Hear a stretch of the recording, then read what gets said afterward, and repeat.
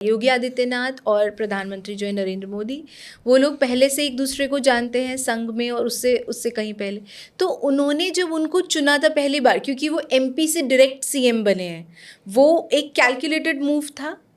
तो उन्होंने उनमें कब एकदम वो क्षमता देखी, वो कैसे देखी, वो उसके बारे में आपके कोई किस्सा कहानी, कोई अंदर का सच है तो वो हाँ जी, बताइए। महत्वपूर्ण बात आपने उठाई।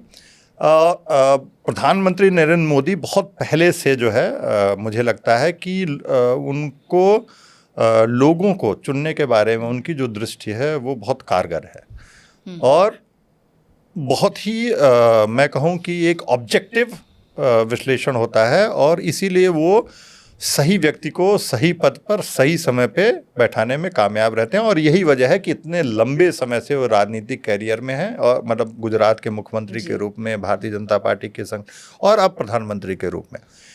और यही वजह है कि एक बार की घटना मैं बताता हूँ आपको कि 2017 के पहले की घटना है। योगी जी मुख्यमंत्री सांसद थे गोरखपुर के, तो कुछ जो है उस क्षेत्र के पूर्वांचल के कुछ सांसद जो है वो जाके प्रधानमंत्री से मिलते हैं और उनका एक शिकायत होती है कि आप योगी आदित्यनाथ को क्यों इतना महत्व देते हैं, हम भी सांसद हैं, आप कोई भी सभा होती है उसमें उनको प्रमुखता दी जाती है, कोई कार्यक्रम होता है उसमें प्रमुखता दी जाती है। और इस बात की खबर उन्हीं किसी सांसद ने योगी जी को दे दी। अच्छा। कि ऐसा हो रहा है। तो योगी जी ने बोला ठीक है। प्रधानमंत्री जो है वो डोर टू जवाब देते हैं उन सांसदों को। अच्छा। कि ये एक बैठक में हुआ। हाँ, वो क्लोज मीटिंग में और उन्हीं सांसदों ने बताया कि योगी आदित्यनाथ वो इंसेफ्लाइटिस, जिससे पूर्वांचल में हर साल हजारों मासूम बच्चों की जान जाती है, इसकी लड़ाई वो जब से पहली बार सांसद बने तब से लड़ रहे हैं।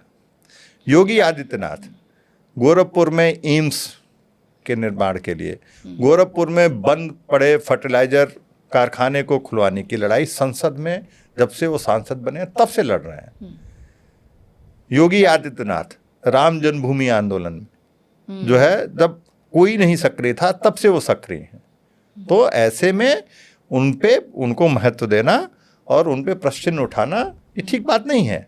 और फिर मोदी जी ने उन सांसदों को बोला, फिर वो लोग निराश होके आए और उनमें जो अगुवाई कर रहे थे वो फिर बाद में आके योगी जी से उन्होंने जो है क्षमा याचना की और फिर योगी जी ने कहा कि ठीक बात है, चलिए आप जो है अपना कार्य करिए। एक और बात है जो एक क्यूरियोसिटी है मेरे मन में और शायद बहुत से लोगों के मन में हो कि ठीक है वो ये करे थे और वो यंगेस्ट एमपी भी है, Yogi ji is youngest MP Bharat में, फिर भी उनका जो स्टाइल ऑफ लिविंग है, जो उनका एक भगवा पहनने का, और वो नाथ संप्रदाय से हैं, मठ में रहने वाले हैं, फिर भी एक प्राइम मिनिस्टर का उनको चुनना वो भी एक पॉलिटिकल गैम्बल जैसा ही था।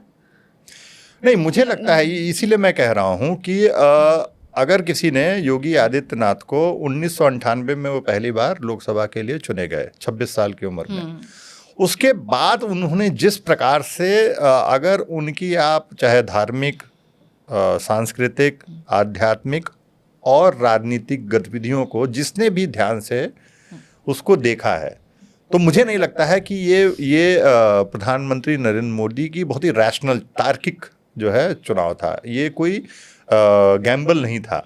और जिस प्रकार से उन्होंने एक समय हिंदू युवा वाहिनी का गठन किया, जिस प्रकार से उन्होंने एक आप कहें कि सब अल्टर्न हिंदुत्व की जो सिर्फ अपर कास्ट के हिंदुत्व का नहीं, जो उसके अलावा जो पिछड़ी जातियों का, जो दलितों को किस प्रकार से हिंदुत्व के उसमें लाने के लिए इस हिंदू युवा वाहिनी ने व्यापक स्तर पे काम किया। और यही बड़ी वजह रही कि राम जन्मभूमि आंदोलन एक राजनीतिक आंदोलन न होकर उत्तर प्रदेश में एक आम जनमानस का आंदोलन बना। बड़ी संख्या में जो आज हम हमारे सोशल हायरार्की में जिनको हम डिप्राइव्ड क्लास कहते हैं, ओबीसीज कहते हैं, एससीज कहते हैं, उन्होंने इस आंदोलन में भागीदारी की।